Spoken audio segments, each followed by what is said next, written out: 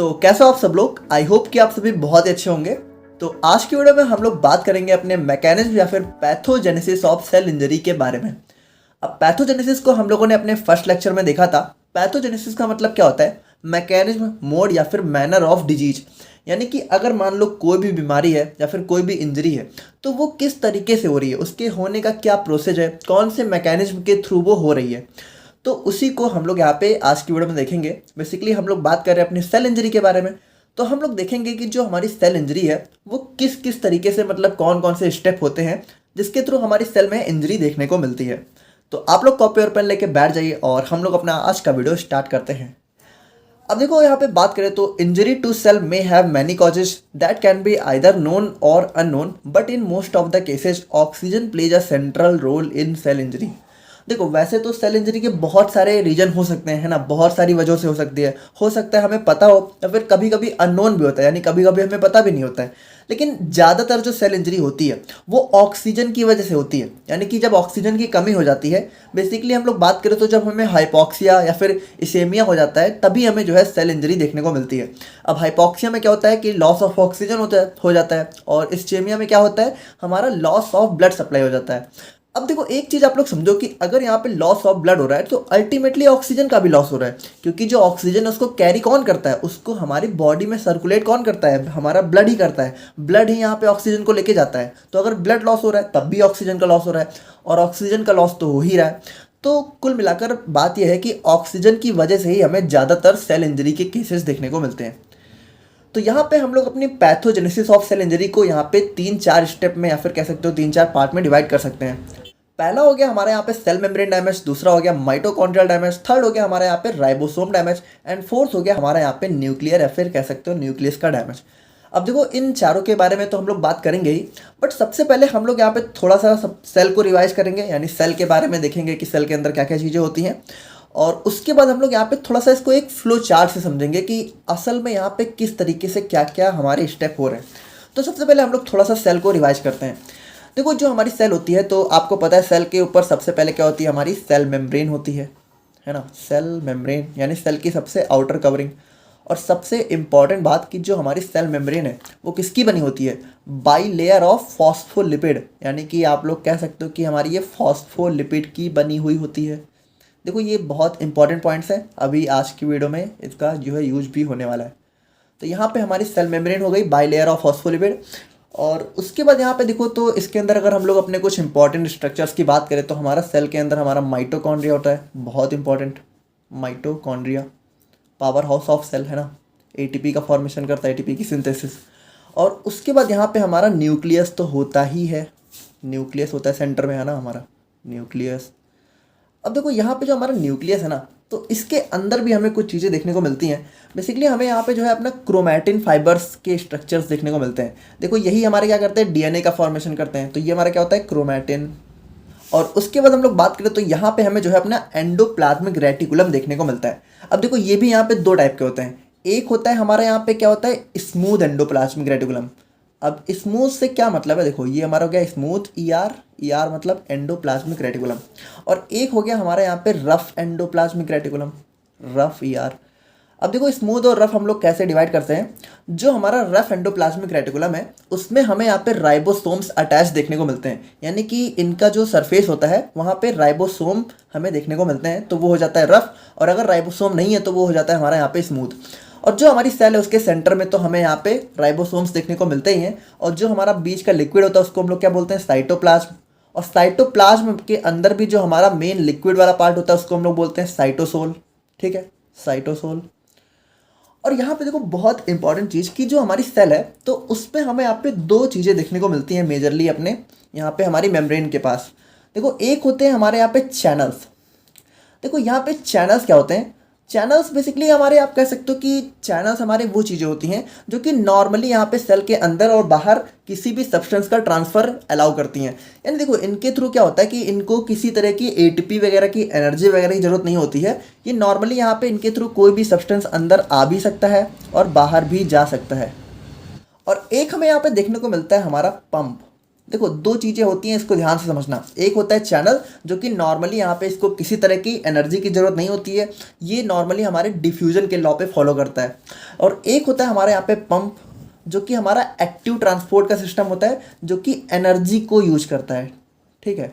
और ये डिफ्यूजन के अपोजिट काम करता है। तो यहाँ पे देखो ये सारी चीज़ें हमारी सेल के अंदर मेनली हमें देखने को मिलती हैं। अब देखो और भी चीज़ें होती हैं, गोल्गी बॉडीज हो गई, लेकिन उन सब का अभी यहाँ पे काम नहीं है। बेसिकली आज के लेक्चर में जिन जिन चीज़ों का काम लगेगा हम लोगों ने उसी चीज़ को रिवाइज किया है। तो आई होप कि ये बेसिक चीज़ें तो आप लोग समझ ही गए होंगे। अब हम लोग यहाँ पे थोड़ा एक फ्लो चार्ट से समझते हैं कि आखिर में जो हमारी सेल इंजरी है उसके अंदर हो क्या रहा है। अब देखो इस चार्ट को आप लोग बहुत ध्यान से समझना, क्योंकि इस चार्ट को अगर आप लोग समझ गए तो यहाँ पे हमारे कुछ छोटे मोटे 2 नंबर के टॉपिक्स भी दे रखे हैं हमारे चैप्टर में, तो वो सारी चीज़ें भी आप लोग को क्लियर हो जाएंगी। जैसे कि हमारा कैल्शियम हो गया और इंट्रासेल्युलर एक्यूमुलेशन हो गया, कैल्सिफिकेशन, तो वो सारी चीज़ें भी इस चार्ट में आप लोग को क्लियर हो जाएंगी। तो इस चार्ट को बहुत ध्यान से आप लोग को समझना है, ठीक है। तो देखो सबसे पहले तो आप लोग ये समझो कि जो हमारी most of the cell injury होती है उनकी शुरुआत कैसे होती है। तो उनकी शुरुआत यहाँ पे या तो इस्चेमिया या फिर हाइपोक्सिया के थ्रू होती है। अब इन दोनों से अल्टीमेटली हमारा ऑक्सीजन का लॉस होता है। अब ऑक्सीजन का लॉस हो रहा है तो हमारा एटीपी फॉर्मेशन या फिर एटीपी की सिंथेसिस में यहाँ पे डिक्रीज हो जाता है, यानी एटीपी का फॉर्मेशन धीरे होने लगता है या फिर कम होने लगता है। अब देखो जहाँ एटीपी का फॉर्मेशन यहाँ पे डिक्रीज हुआ, वैसे ही सेल में बहुत सारी प्रॉब्लम स्टार्ट हो जाती हैं। अब जैसे एटीपी का फॉर्मेशन यहाँ पे डिक्रीज होता है तो हमारा जो सोडियम पोटेशियम पंप है वो यहाँ पे फेल होना स्टार्ट हो जाता है। देखो अब ये जो हमारा पंप है हम लोगों ने देखा था, तो हमारे सेल के अंदर सबसे मोस्ट इंपॉर्टेंट पंप होता है हमारा यहाँ पे सोडियम पोटेशियम पंप। अब इन सब के बारे में हम लोगों ने काफ़ी डिटेल में अपने नर्वस सिस्टम में भी बात की है, तो वो लेक्चर अगर आप लोगों ने देखा है तो ये चीज़ें भी समझ सकते हो।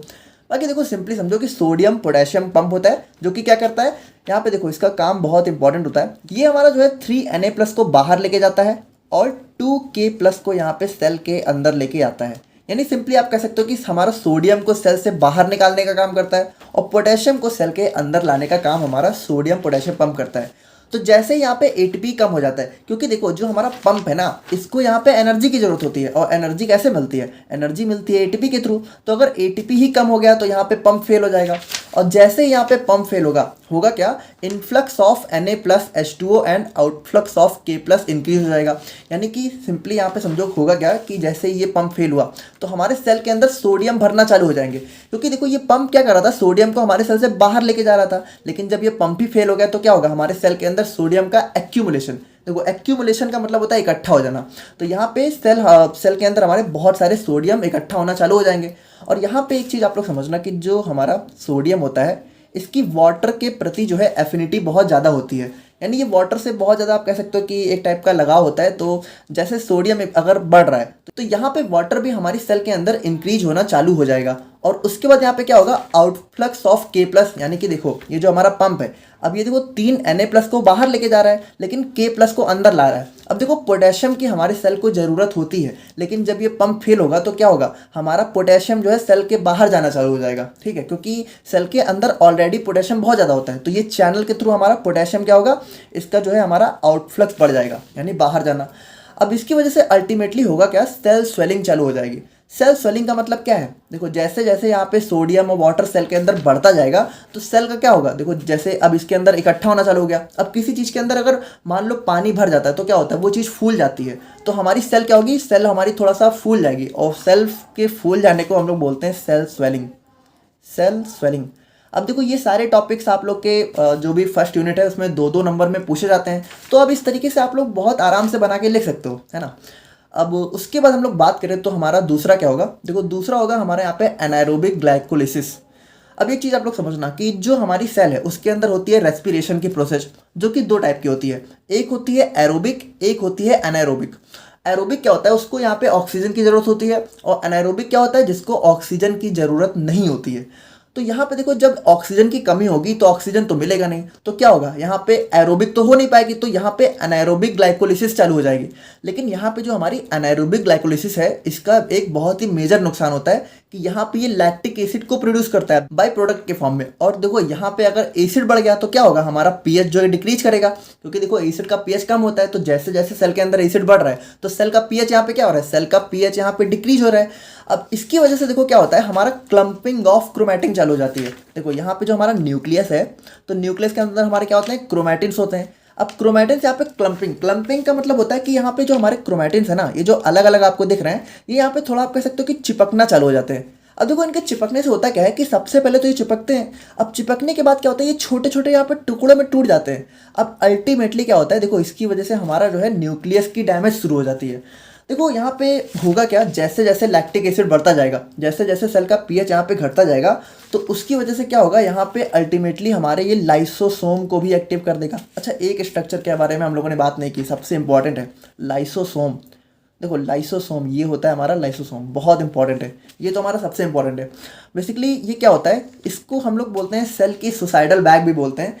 देखो थोड़ा सा आप लोग ऐसे समझो कि ये हमारा एक ऐसी चीज़ होती है सेल के अंदर कि अगर ये फट गया, ठीक है, अगर इसकी बर्स्टिंग हो गई तो हमारी सेल यहाँ पे तुरंत खत्म हो जाती है। क्योंकि इसके अंदर ये जो आप लोग को थोड़ा सा पॉइंट पॉइंट दिख रहा है, बिंदी बिंदी, ये होता क्या है, मतलब हम लोगों ने ऐसे डिनोट कर दिया है, बट ये यहाँ पे बहुत ही हाइड्रोलिटिक एंजाइम्स होते हैं, यानी कि बहुत खतरनाक एंजाइम्स होते हैं। अगर ये हमारे लाइसोसोम के बाहर आए, यानी लाइसोसोम अगर फटा, तो ये हमारे पूरे सेल को तुरंत यहाँ पे ख़त्म कर देते हैं। तो यहाँ पे देखो जैसे जैसे पीएच डिक्रीज होता जाता है, वैसे वैसे हमारी जो लाइसोसोम की मेम्ब्रेन है, यानी ये जो बाहर की परत है, ये कमज़ोर होना चालू होती है। अब जैसे जैसे कमज़ोर होगी तो क्या होगा, एट लास्ट में फट ही जाएगी, और जैसे ही यहाँ पे ये बर्स्ट होगी, वैसे ही हमारी पूरी सेल डैमेज खत्म, डेथ हो जाएगी। तो आप समझ रहे हो कितना खतरनाक है। और थर्ड हम लोग बात करें तो थर्ड क्या होता है, जैसे एटीपी का फॉर्मेशन डिक्रीज होता है, वैसे हमारे जो राइबोसोम है उनका डिटैचमेंट चालू हो जाता है। और डिटैचमेंट किससे होता है, हमारे रफ एंडोप्लाज्मिक रेटिकुलम से, यानी यहाँ से क्या होता है, ये जो राइबोसोम है ये अलग होना चालू हो जाते हैं। अब एक चीज़ आप लोग को अगर नहीं पता है तो आप लोग जान लो कि ये जो हमारे राइबोसोम होते हैं, यही हमारे यहाँ पे प्रोटीन की सिंथेसिस करते हैं, यानी आप कह सकते हो कि प्रोटीन का फॉर्मेशन करते हैं। देखो सिंथेसिस मतलब आप फॉर्मेशन ही होता है। तो यहाँ पे प्रोटीन की हमारी सिंथेसिस डिक्रीज हो जाएगी, यानी प्रोटीन का ही फॉर्मेशन कम हो जाएगा, और सेल को यहाँ पे प्रोटीन्स वगैरह की बहुत ज़रूरत होती है। तो अल्टीमेटली सेल यहाँ पे क्या होगा, इंजरी हो जाएगी। अब देखो यहाँ तक का जो केस है, अभी हम लोगों ने इतना जो कुछ देखा, ये हमारा रिवर्सिबल केस होता है। यानी अगर चीज़ें यहाँ तक हैं और अगर अभी चीज़ें सही हो जाए, मान लो अभी मतलब जैसे हमारी सेल स्वेलिंग हुई है, या फिर क्लम्पिंग हुआ है, या फिर प्रोटीन सिंथेसिस अभी कम हुई है, तो अगर यहाँ से हमारा जो इस्चेमिया है या फिर हाइपॉक्सिया है, अगर ये सही हो जाए, यानी ऑक्सीजन की सप्लाई नॉर्मल हो जाए, तो ये सारी चीज़ें रिवर्स हो जाती हैं, यानी सेल दोबारा से नॉर्मल स्टेट में आ जाती है। लेकिन अब यहाँ से भी चीज़ें अगर आगे बढ़ती जा रही हैं, यानी ऑक्सीजन कम होता ही जा रहा है, इस्चेमिया या फिर हाइपॉक्सिया बढ़ता ही जा रहा है, तब क्या होता है, अब सेल इसके आगे हमारी चली जाती है इररिवर्सिबल स्टेट में। अब इररिवर्सिबल स्टेट में जाने के बाद देखो क्या होता है, जो हमारा कैल्शियम पंप है वो यहाँ पे फेल हो जाता है। और देखो जैसे ही कैल्शियम पंप फेल हुआ, वैसे ही समझ लो सेल का पूरी तरीके से खात्मा चालू हो गया है। क्योंकि ये जो कैल्शियम का पंप होता है, मतलब हमारी सेल में कैल्शियम पंप भी होते हैं, ये हमारे सेल के लिए बहुत एक इंपॉर्टेंट पंप होता है। क्योंकि ये क्या करता है, हमारे कैल्शियम का जो है आउटफ्लक्स करता है। देखो आप लोग थोड़ा ऐसे समझो कि कैल्शियम हमारी सेल के लिए बिल्कुल भी सही चीज़ नहीं होती है। तो अगर कैल्शियम पंप फेल हुआ तो यहाँ पे क्या होगा, साइटोसोलिक कैल्शियम बढ़ना चालू हो जाएगा, यानी कि हमारे सेल के साइटोप्लाज्म में हमारा कैल्शियम बहुत बढ़ना चालू हो जाएगा। और जैसे ही कैल्शियम बढ़ेगा, वैसे ही यहाँ पे हमारी सेल के अंदर बहुत सारे एंजाइम्स का एक्टिवेशन चालू हो जाएगा। और ये जो एंजाइम्स हैं, ये बिल्कुल भी सेल के लिए अच्छे नहीं होते हैं, ये हाइड्रोलिटिक एंजाइम्स होते हैं, यानी कि ये सेल को थोड़ा सा कह सकते हो कि मतलब तबाह करने वाले एंजाइम होते हैं, ठीक है। यानी कि इसकी वजह से क्या होता है, देखो हमारे 3-4 स्पेशल एंजाइम्स होते हैं, जैसे फॉस्फोलाइपेज हो गया, प्रोटीएस हो गया, एंडोन्यूक्लियस।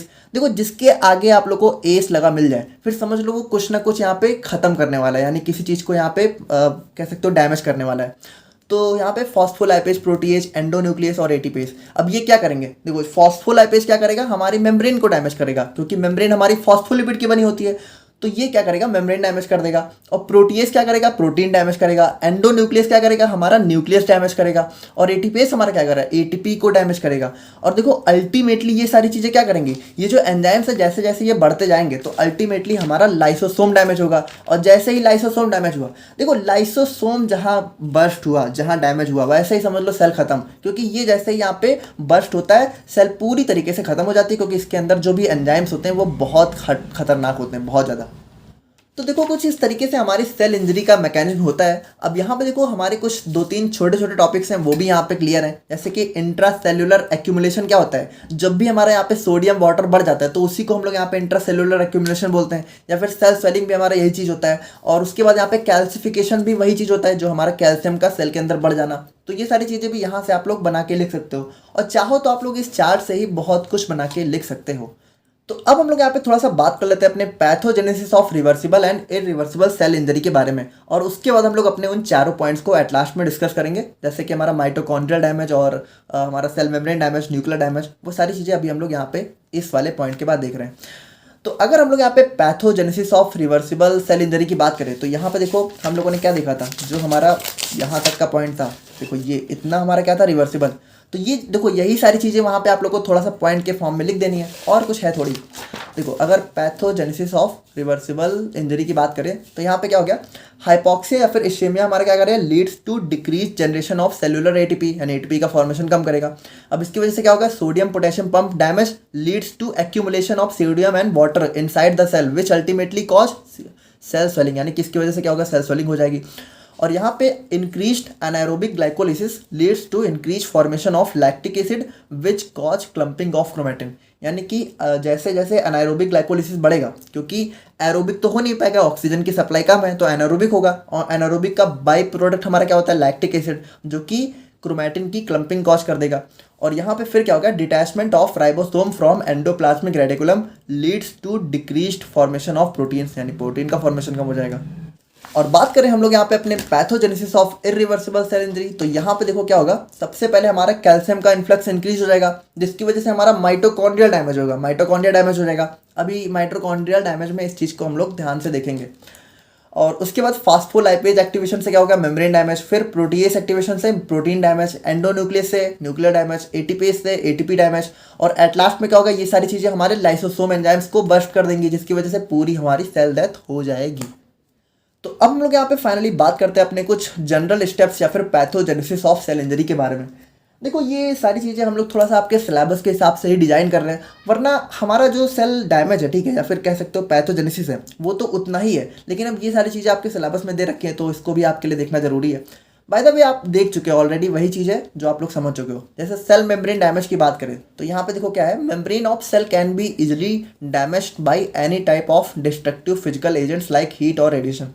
देखो जो सेल की मेम्ब्रेन है वो यहाँ पे किसी भी, जैसे मान लो अगर हमारे हाथ है, अब उसको अगर मान लो कहीं हीट वगैरह लग गई या फिर रेडिएशन लग गया, तो वहाँ पे क्या होगा, हमारे सबसे पहले सेल मेम्ब्रेन ही डैमेज होती है।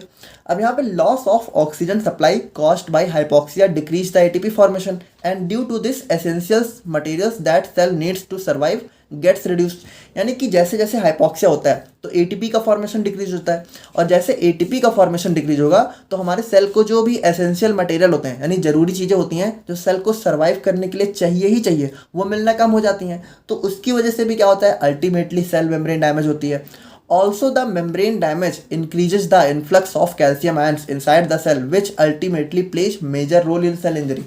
अब देखो जो हमारी सेल मेम्ब्रेन है, यहीं पे तो हमारे चैनल्स होते हैं, जितने भी चैनल हैं, या फिर कह सकते हो हमारा पंप है। तो अगर सेल मेम्ब्रेन डैमेज हो जाएगी तो ये पंप हमारे और ज़्यादा एक्टिव हो जाएंगे, मतलब एक्टिव नहीं होंगे, मतलब डीएक्टिवेट हो जाएंगे, है ना। तो यहाँ पे क्या होगा, हमारे कैल्शियम का इन्फ्लक्स चालू हो जाएगा, जिसकी वजह से अल्टीमेटली हमारी सेल इंजरी बहुत ज़्यादा बढ़ जाएगी। और बात करें हम लोग यहाँ पे अपने माइटोकॉन्ड्रियल डैमेज की, तो माइटोकॉन्ड्रिया हमारा क्या होता है, देखो ये कुछ इस टाइप का स्ट्रक्चर होता है। तो increase in cytosolic calcium leads to increase in inorganic phosphate and certain fatty acids.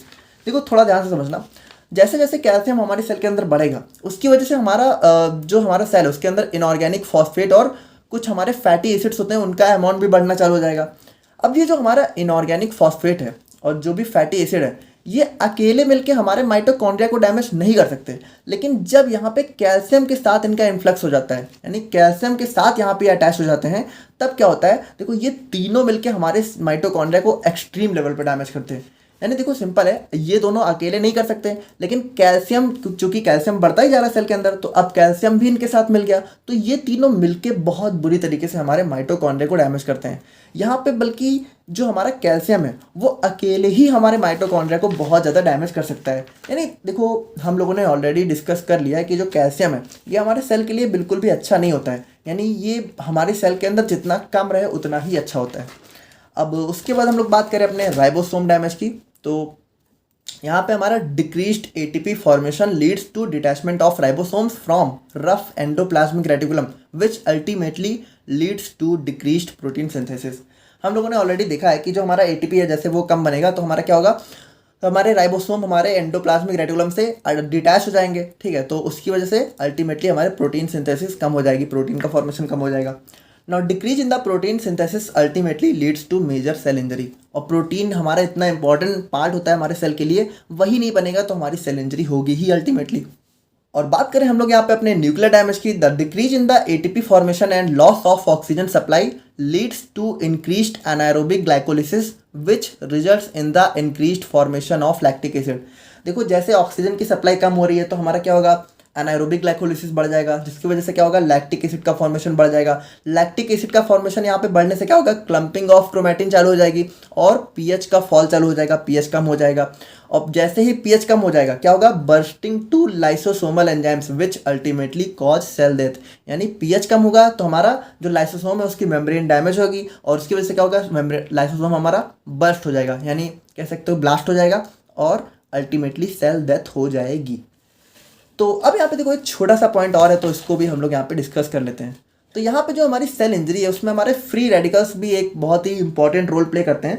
देखो फ्री रेडिकल्स होते क्या हैं, free radicals are the chemical species that have single unpaired electron in their outer orbit.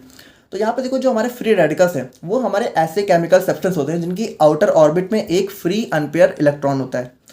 अब यहाँ पे जो हमारा biological system है तो इसमें हमारे ये मेनली जो हमारे फ्री रेडिकल्स होते हैं वो हमारे रिएक्टिव ऑक्सीजन स्पीसीज होते हैं, यानी कि ये हमारे ऐसे ऑक्सीजन स्पीसीज होते हैं, ऐसे ऑक्सीजनेटेड सब्सटेंस होते हैं जो कि बहुत ज़्यादा रिएक्टिव होते हैं। अब ये जो हमारे फ्री रेडिकल्स हैं ये हमारे बहुत ज़्यादा एक्सट्रीमली अनस्टेबल होते हैं, क्योंकि इसके पास देखो सिंगल अनपेयर्ड इलेक्ट्रॉन है तो ये काफ़ी अनस्टेबल होता है।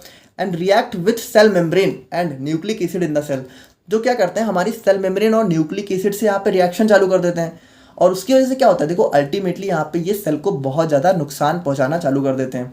Now there are some radicals like superoxide radicals, peroxide ions etcetera that are very destructive to cells. यानी ये हमारे कुछ फ्री रेडिकल्स होते हैं जो कि सेल के लिए बहुत खतरनाक होते हैं। And that cause lipid damage, oxidation of protein and DNA damage, जो कि हमारे फॉस्फोलिपिड यानी कि मेम्ब्रेन को डैमेज करते हैं, डीएनए को डैमेज करते हैं और हमारे प्रोटीन का ऑक्सीडेशन करा देते हैं, जो कि बिल्कुल अच्छी बात नहीं है। तो ये सारी चीज़ें कुल मिलाकर हमारी सेल इंजरी के एक बेसिक स्टेप्स होते हैं या फिर बेसिक मैकेनिज्म होता है। तो आई होप कि आप लोग को समझ में आ गया होगा। बाकी अगर कोई डाउट है तो आप लोग कमेंट करके बताना। मिलते हैं हम लोग यहाँ पे नेक्स्ट वीडियो में। Thank you so much.